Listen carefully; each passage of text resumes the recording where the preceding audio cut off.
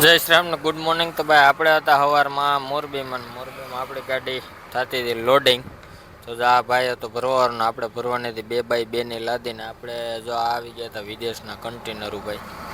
તો અડધી ગાડી આપણે ભરીને આવ્યા હતા અને અહીંથી આપણે 33.5 ટન માલ ભરવાનો હતો. ટોટલ આપણે ભરવાનું હતું 35 ટન. તો આ ભાઈ 2 જણા વર્ગી ગયા યુદ્ધના ધોરણે કામ કરવા.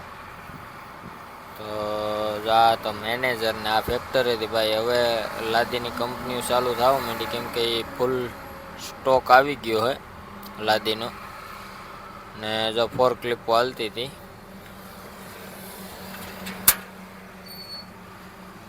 જો આવી રીતે લાદી ભરાય ભાઈ.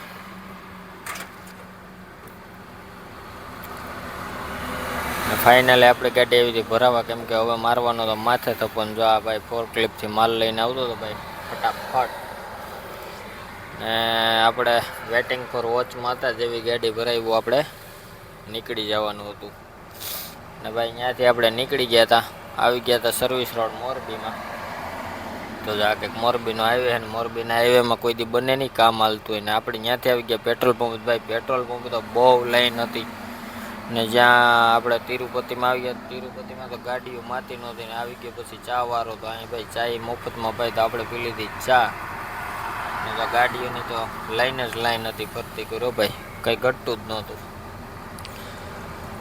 ને ત્યાંથી ફાઇનલી આપણે નીકળી ગયા વાંકાનેર તરફ. તો આપણે વહી ગયા હતા વાંકાનેરથી આપણે ગયા ચોટીલા. ને ચોટીલા આપણે કરાવવાની હતી ભાઈ લાઇટું ફિટ ને થોડુંક રેડિયમ ને એવું બધું કરાવવાનું હતું. તો આપણે કરાવી લીધી સિરીઝ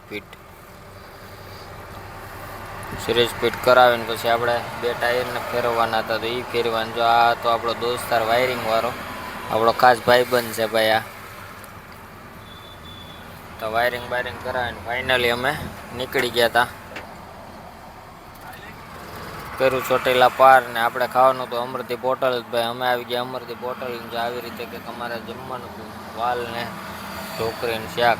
પછી આપણે કરી લીધું વજન. ખાઈને વજન કર્યું એટલે આપણો 60 કિલો. અને ભાઈ સવારે આખી રાત ગાડી આવી તો આપણે પહોંચી ગયા હતા વડોદરા કરજણ.